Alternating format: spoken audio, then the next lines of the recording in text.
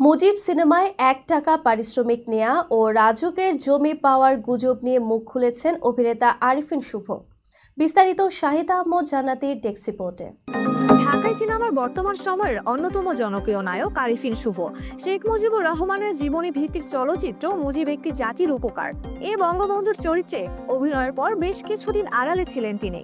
চলতি বছরের ৫ আগস্ট বৈষম্য বিরোধী ছাত্র আন্দোলনের মাধ্যমে সরকার পতনের পর থেকেই পর্দার বাইরে দেখা যায়নি তাকে।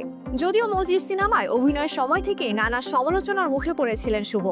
সম্প্রতি এক গণমাধ্যমকে দেওয়া সাক্ষাৎকারে শুভ খোলামেলা কথা বলেন মুজিব সিনেমায় ১ টাকা পারিশ্রমিক নেওয়া এবং রাজক থেকে পূর্বাচলে প্লট পাওয়া নিয়ে।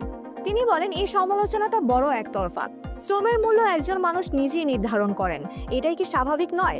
আমি যদি ১০০ টাকা সিনেমা করি আর মুজিব করতে ১০,০০০ টাকা নিই, তাহলে সমালোচনা করা যেত, কিন্তু আমি তো উল্টোটা করেছি, পারিশ্রমিক নিইনি। তিনি আরও যোগ করেন, টাকা না নিয়ে চুরি ডাকাতি করিনি, দেশের ক্ষতি করিনি। এটা প্রথম না, কাজের ক্ষেত্রে টাকাকে আমি সবচেয়ে বেশি গুরুত্ব দেই না। আমার কাছে গুরুত্ব পায় টিম, গল্প, এসবই। ১৯-২০ সিনেমার জন্য যে অঙ্কে চুক্তি হয়েছিল তার পুরোটা নিইনি। তবে অনেকে মনে করেন মুজিব সিনেমায় ১ টাকা পারিশ্রমিকের বিপরীতে পূর্বাচলের রাজকের জমি পেয়েছেন শুভ। এ প্রসঙ্গে তিনি বলেন, ১ টাকার পারিশ্রমিক আর পূর্বাচলের জমি এক সুতায় গেঁথে যে গল্পটা ছড়ানো হয়েছে সেটা মুখরোচক গল্প। ফেসবুকে তো যে কোনো কিছু বলা যায়, সেখানে প্রমাণ লাগে না, দায়ও নিতে হয় না, কিন্তু বাস্তবে তো জবাবদিহিতা থাকে। তিনি প্রশ্ন তোলেন, আমি কি প্রথম শিল্পী যে রাজকের জমি পেয়েছি?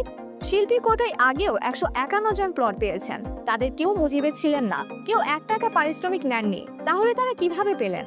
শুভ বলেন, আমি নিয়ম মেনে আবেদন করেছি, সরকারি নির্ধারিত অর্থ জমা দিয়েছি, বাকিরাও ঠিক একইভাবে পেয়েছেন। কিন্তু আমার ক্ষেত্রে গল্পটা এমনভাবে বলা হচ্ছে যেন সিনেমা আর জমি একে অপরের বিনিময়। যারা গুজব ছড়াচ্ছে তাদের উদ্দেশ্য তথ্যভিত্তিক প্রশ্ন তোলা নয়, বরং বিভ্রান্তি তৈরি করা।